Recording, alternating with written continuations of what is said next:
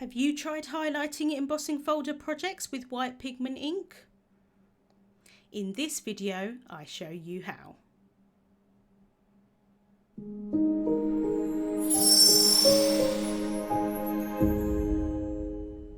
Hello there, Michelle Short here with Terrific Tags with Michelle. I'm here on the Altenew channel on the first and third Saturday of the month. If you enjoy my videos, I'd love for you to subscribe if you're not already. So let's get into the tutorial. I have started off by die cutting one of the larger tags from the Terrific Tags die set from Classic Crest £110 solar white cardstock. I'm placing that down onto a sticky mat. That's going to hold it in place while I do the ink blending on top.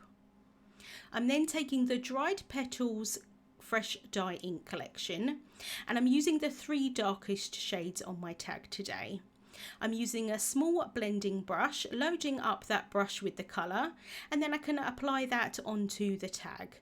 And I like to kind of go in circular motions. I also like to go a lot lighter than I need to start with and build up the colour with lots of layers.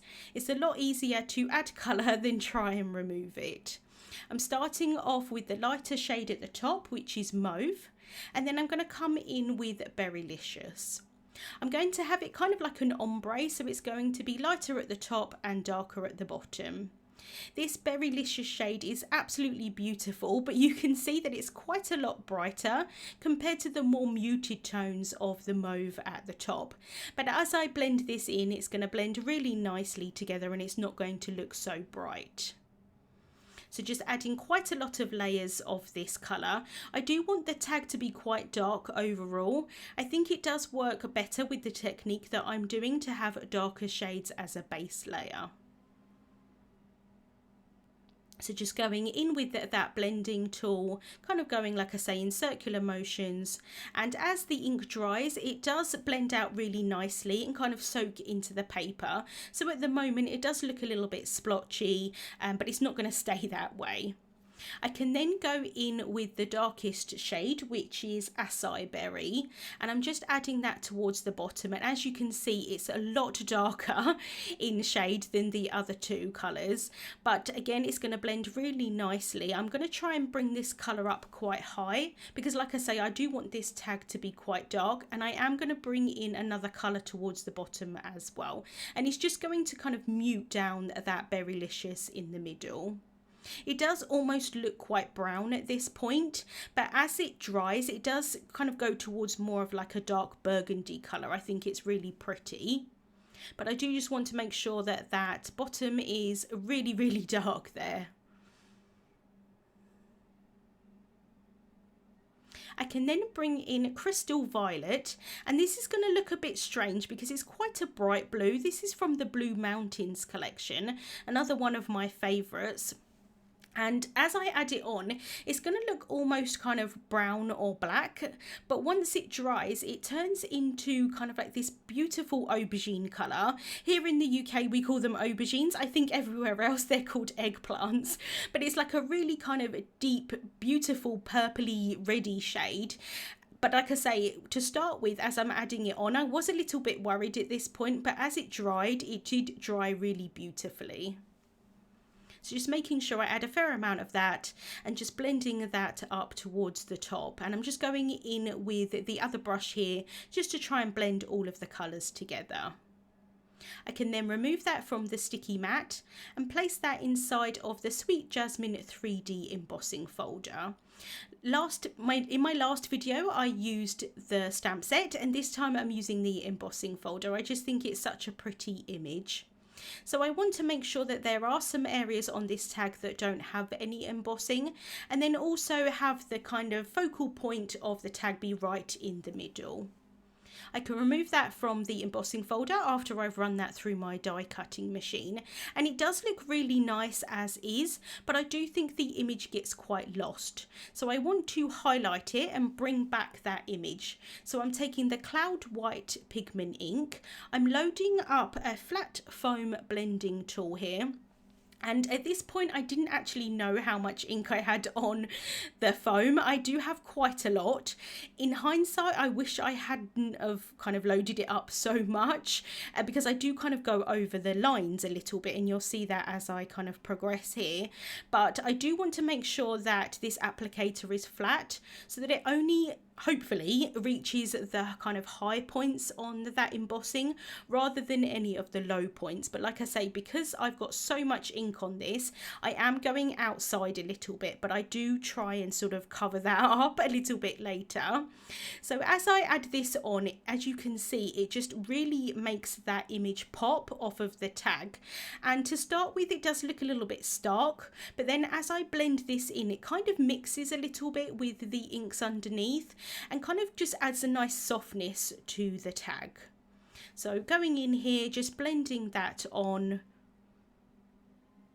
and then especially here on the bottom left hand side, I did go over that area a little bit too much, so I'm just going to go in with my finger, and although this is not actually removing that white pigment ink, it is blending it into the inks underneath, so it's not going to look so much like I've kind of gone over the lines, if that makes sense.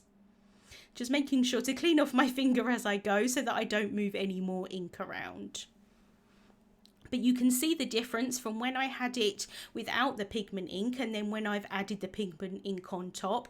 It just really makes that image pop. So let me know in the comments if you've tried this technique before. It's one of my favourites. I do want to add a little bit of shimmer onto the tag, add a little bit of extra interest. So I'm taking the Iridescent Shimmer ink spray and I'm just using it from the nozzle to start with because I wanted there to be some quite larger drops onto this tag and then have some smaller drops. The only thing with doing it in this way is that I cannot control it whatsoever. So some of the drops went way over, not on the tag at all, but then I did manage to get a few on the tag. I've then replaced that nozzle and I'm spraying some of the shimmer spray onto the sticky mat. I can pick that up with a paintbrush and then I can tap that paintbrush so that I can add some of that splatter onto the tag. And this is just going to give me a little bit more interest because there's some smaller dots and then some larger dots as well. And it does tend to react with the inks, both the pigment ink and the inks underneath. And I just think it looks really pretty, kind of like a bokeh effect as well. I have then die cut another of the tags from Classic Crest 110 solar white cardstock, added some glue tape onto the back of that, and then I can sandwich these two tags together. This is just going to give me a place to be able to write a personal message on the back, and it's going to be nice and clean. So I'm just being careful here because my tag is not completely dry at this point, so just being careful to adhere those two together. I can then take some black twine. I folded it in half and threaded that through the hole on the tag.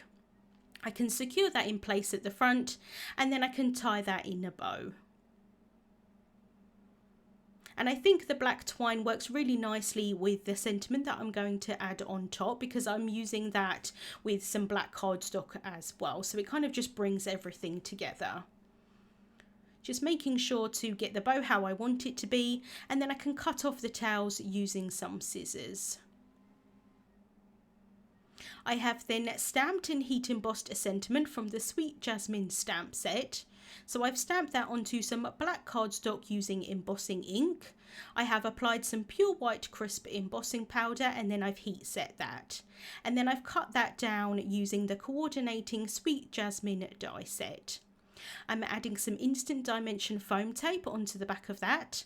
I can remove the backing off of that foam tape and then I can pop that down onto the tag. And like I say, the black cardstock works really nicely with the black twine.